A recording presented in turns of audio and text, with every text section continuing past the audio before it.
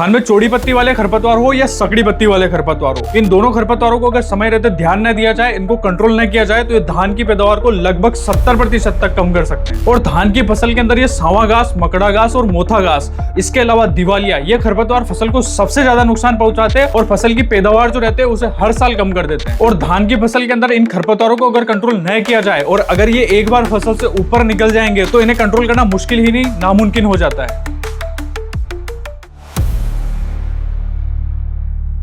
नमस्कार किसान मित्रों, कात्यायनी ऑर्गेनिक्स के YouTube चैनल में आपका स्वागत है। आज के वीडियो में हम बात करने वाले हैं धान की फसल के अंदर लगने वाले सभी प्रकार के खरपतवारों को कैसे कंट्रोल किया जाए। साथ ही में इस वीडियो के अंदर हम बात करेंगे धान की फसल के अंदर इस्तेमाल में लिए जाने वाले टॉप 5 हर्बिसाइड के बारे में। तो अभी तक आपने हमारे YouTube चैनल को सब्सक्राइब नहीं करा तो नीचे दिए बटन पर जल्दी से क्लिक करके चैनल को सब्सक्राइब कर लीजिए और बिना किसी देरी के अपन इस वीडियो को शुरू करते हैं। किसान मित्रों, अगर आपकी धान की फसल के अंदर खरपतवारों के अलावा और भी कोई समस्या आ रही है, कोई बीमारी लग रही है या फिर कीट की समस्या आ रही है, तो आपको एक किसान सहायता फॉर्म की लिंक डिस्क्रिप्शन में मिल जाएगी। आप उस फॉर्म में जाके अपनी समस्या लिख दीजिए, हमारे कृषि विशेषज्ञ जल्द ही आपसे संपर्क करेंगे। किसानों, तो धान की फसल की अगर मैं बात करूं तो धान मुख्यतः 2 प्रकार से लगाया जाता है। एक तो उसका रोपा तैयार करके, मतलब नर्सरी तैयार की जाती है, उसके बाद में उसको ट्रांसप्लांट किया जाता है। और एक और विधि होती है DSR मेथड, मतलब कि डायरेक्ट सीडेड राइस, जिसके अंदर मशीन के द्वारा या फिर डायरेक्ट बुआई की जाती है। और इन दोनों ही विधियों के अंदर अलग अलग प्रकार के खरपतवार नाशी अलग अलग विधि से इस्तेमाल में लिए जाते हैं। तो किसान मित्रों, वीडियो अपन शुरू करते हैं और बात करते हैं अगर आपने धान की बुआई DSR विधि से कर रखी है,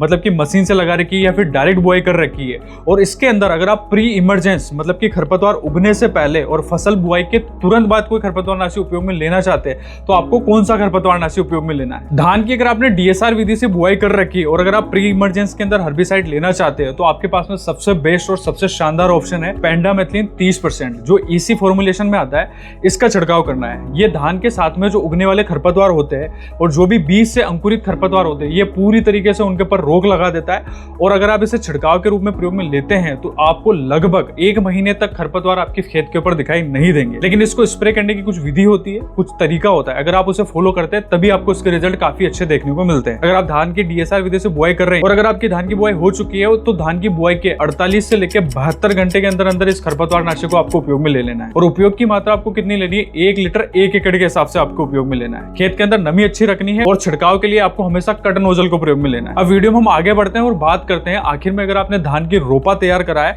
और अगर आप ट्रांसप्लांटेड धान की खेती कर रहे हो और इस स्थिति में अगर आप प्री इमरजेंस के रूप में खरपतवार नाशी ढूंढ रहे हो, तो आपको कौन सा उपयोग में लेना है। अगर आप धान का रोपा तैयार करते हो, रोपा तैयार होने के बाद में आप उसे खेत पर ट्रांसप्लांट करते हो और उस समय में अगर आप प्री इमरजेंस के रूप में खरपतवार नाशी का ऑप्शन ढूंढ रहे हैं, तो आप प्रेटिला एक्लोर जो 50% EC फॉर्मुलेशन में आता है, इसका उपयोग कर सकते हो। ये एक प्रकार का ऑयल बेस्ड हर्बिसाइड है जिसको आपको धान रोपाई होने के 3 दिन के अंदर अंदर इसे इस्तेमाल में लेना है। और अगर आप इसे इस्तेमाल में लेने जा रहे हैं तो आपको धान का जो खेत होता है उसके अंदर पानी ज्यादा भरा हुआ है, लगभग 7-8 इंच तक अगर आपने पानी भर रखा है, तो आपको उसको पानी को पहले कम करना है, लगभग 2 से 3 उंगली तक पानी को लाना है।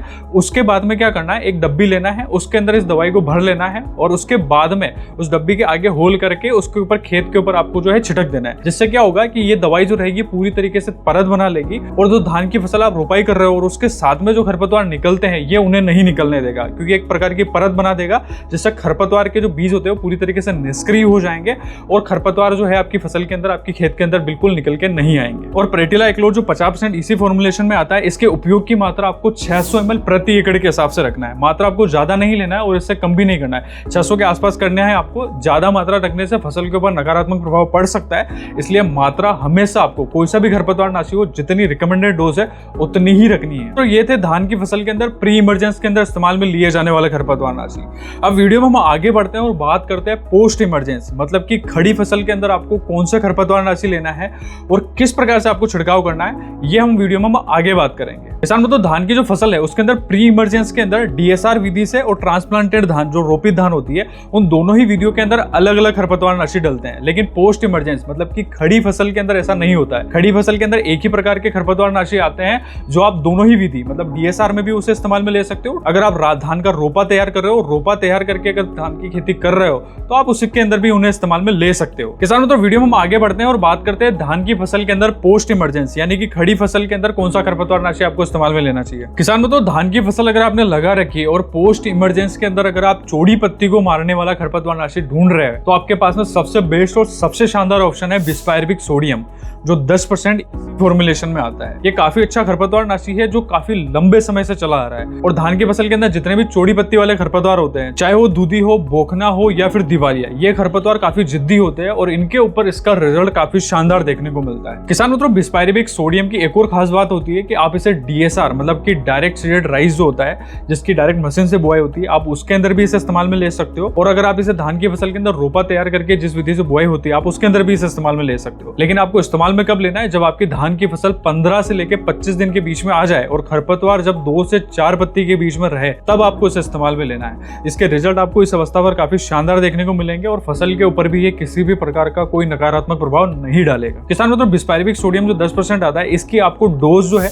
वो 100 ml प्रति एकड़ के हिसाब से रखना है। और उपयोग करते समय आपको ये जरूर ध्यान में रखना है कि आपको खेत के अंदर जो नमी है वो अच्छे से रहनी चाहिए, मौसम साफ रहना चाहिए। और अगर आप खरपतवार नाशी इस्तेमाल में लेने जा रहे हो, भले ही आप बिस्पायरिबिक हो या फिर कोई सा भी अन्य खरपतवार नाशी भी डाल रहे हैं, तो आपको हमेशा कट नोजल प्रयोग में लेना है। कट नोजल क्या करेगा कि दवाई की जो दिशा है वो नीचे की ओर मोड़ देता है, जिससे दवाई डायरेक्ट पत्तों पे जाके गिरती है और खरपतवार जो रहता है उसे अच्छे से अवशोषित कर पाता है। इसी कारण से कट नोजल प्रयोग में लेने के बाद में आपको रिजल्ट जो है वो काफी शानदार देखने को मिलते हैं। किसान मित्रों, वीडियो में हम आगे बढ़ते हैं और बात करते हैं पोस्ट इमरजेंसी के अंदर इस्तेमाल में लिए जाने वाले दूसरे खरपतवार नाशी के बारे में। किसान मित्रों, अगर आपने धान की फसल लगा रखी है, उसके अंदर चौड़ी और सगड़ी पत्ती वाले दोनों ही प्रकार के खरपतवार अगर आपको परेशान कर रहे हैं, तो इन दोनों ही प्रकार के खरपतवार को कंट्रोल करने के लिए आपको क्लोरीमुलोन इथाइल 10% और उसके साथ में मेटसल्फ्यूरन मिथाइल जो 10% फॉर्मुलेशन में आता है, ये WV फॉर्म में आता है, मतलब पाउडर फॉर्म में आता है, तो आप इसे इस्तेमाल में ले सकते हो। इसके रिजल्ट आपको काफी शानदार देखने को मिलेंगे। और अगर आप इसे प्रयोग में लेते हैं तो ये चौड़ी और सगड़ी पत्ती दोनों ही प्रकार के खरपतवारों को काफी बेहतरीन तरीके से नियंत्रित करता है। सगड़ी पत्ती में अगर मैं बात करूं तो ये मोथा को भी काफी अच्छे तरीके से कंट्रोल करता है, उसके अलावा सांवा को भी कंट्रोल करेगा।